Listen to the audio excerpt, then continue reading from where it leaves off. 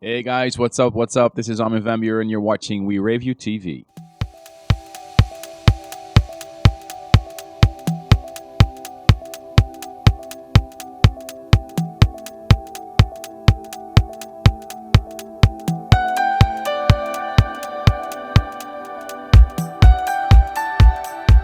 ADE for me is one of the highlights of the year. You could call it like the big, if I were an auto salesman, this would be the convention of the year where I see the new models, talk about the new cars, the new engines, and that's about what ADE is about. It's the center of dance music for a week. Of course, there's a lot of dance music that comes from Holland, a lot of popular DJs, but also party organizers, a lot of visual designers, for example. They all come from the Netherlands, so it's always funny when I come to another country, I hear a lot of people speaking Dutch. So I'm really happy to see so many familiar faces from other countries here in Amsterdam. It's so much fun with all the parties that go on, to see my colleagues, to see my fans. So for me, it's also one of the most exciting weeks of the year. There is a very big difference between ADE and Miami Music Week. Of course, it's the time of the year. End of October is usually when you set the diary for the next year. So right now, what's going on at ADE, you see a lot of planning for the first part of 2017. A lot of promoters talking about the events they want to throw, DJs talking about the tracks they're going to play. And Miami is different because it's not really a convention. It's more like in the hotels on South Beach, and it's where people hang out. They have meetings and stuff, but I think people get more business done at ADE. Miami Music Week is great as well, but it's more about the parties. It's more about the pool parties. It's about the beach. It's about the sun. And unfortunately, in Holland, there's not much sun, at least not right now. It's raining. So that's a good opportunity for people to actually be indoors, to discuss new techniques, new equipment, and everything. So a lot of people sit indoors.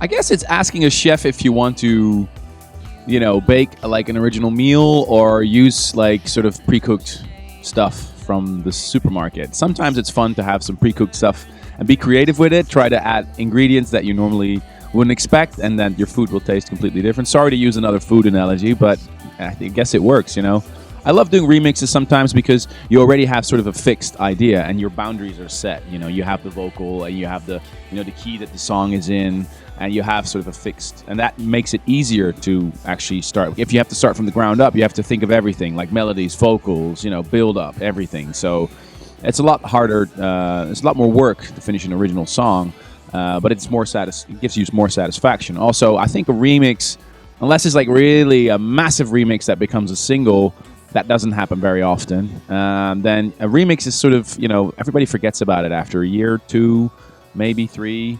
An original will follow you around forever. So I guess I like originals a little bit better, but then again, you don't want to eat steak every day. So I love to throw a few remixes in every year. Also to support my fans, or, if you do a swap deal, that can be fun as well.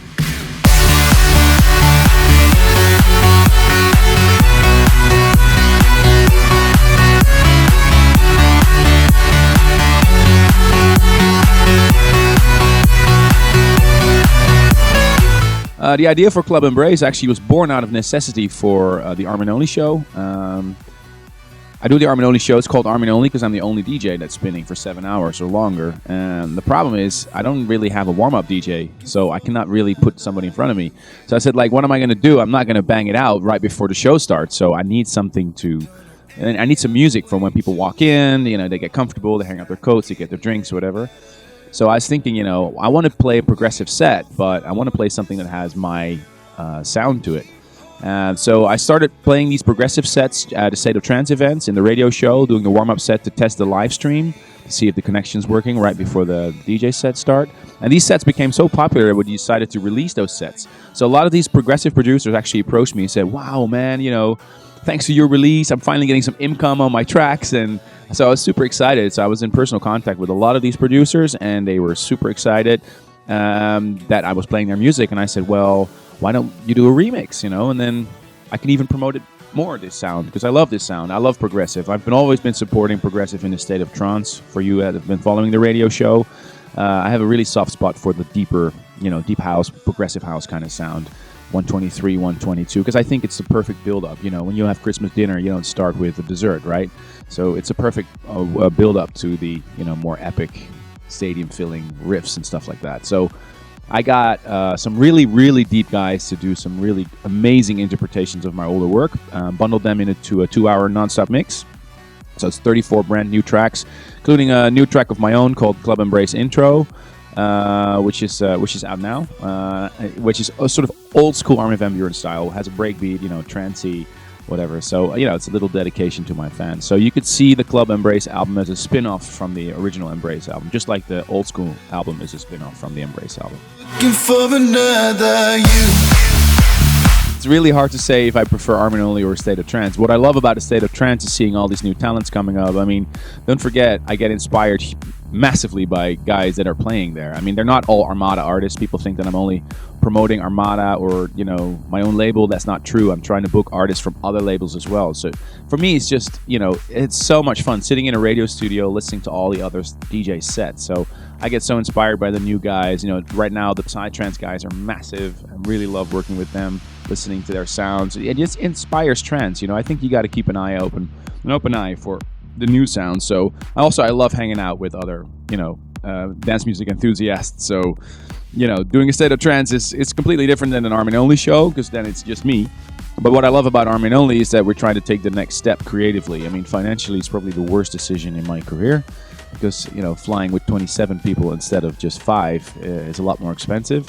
But, it just gives a creative kick to make music on stage with live artists, try to lift your DJ set to the next level, not with just a singer that comes on stage, puts a microphone in a DJ mixer and starts singing, but really like, an experience, a live experience. Like, what I mean is like having a trumpet player play over a trance tune, or having a drummer drum with the intro, or all stuff like that. I even have classical ballet in the Armin Only show. So that is just a creative outlet for me. It's just, I've been doing this for such a long time that I'm trying to keep it interesting for myself and exciting. So I'm trying to find new stuff that excites me, stuff that I get goosebumps from. So I guess it's the only way to go forward. You got to try and reinvent yourself all the time. So it's really hard to say, man. I mean, State of Trance is my baby, just as Armin Only, but these are just two different concepts.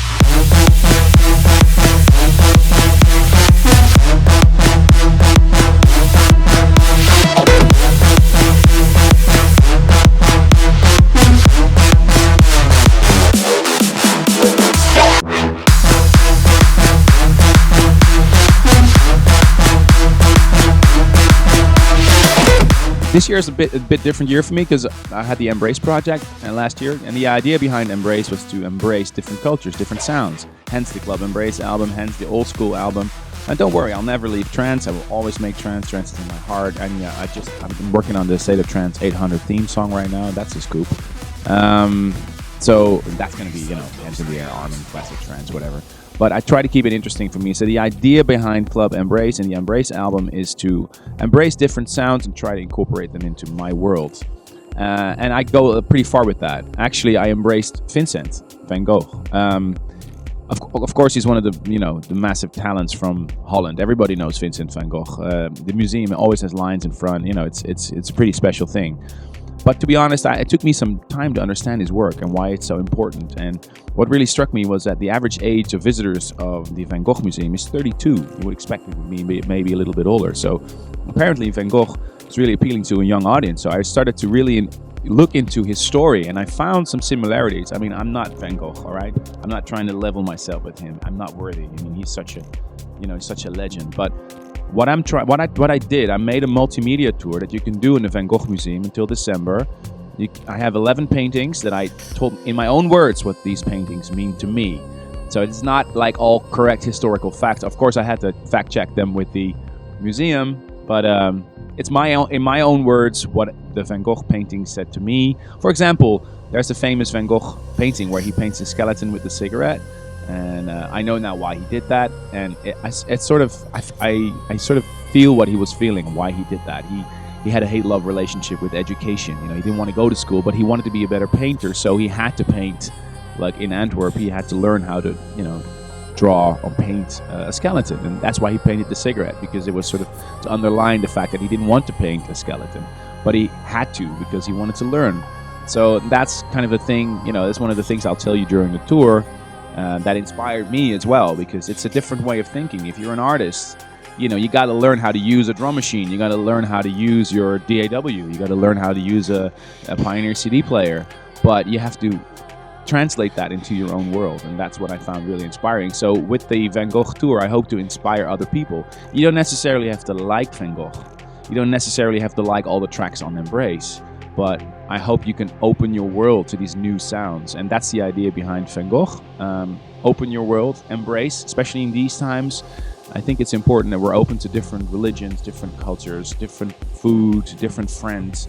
I think that's really essential, and that's the message behind Embrace. So I'm embracing Vincent, hopefully to open your world.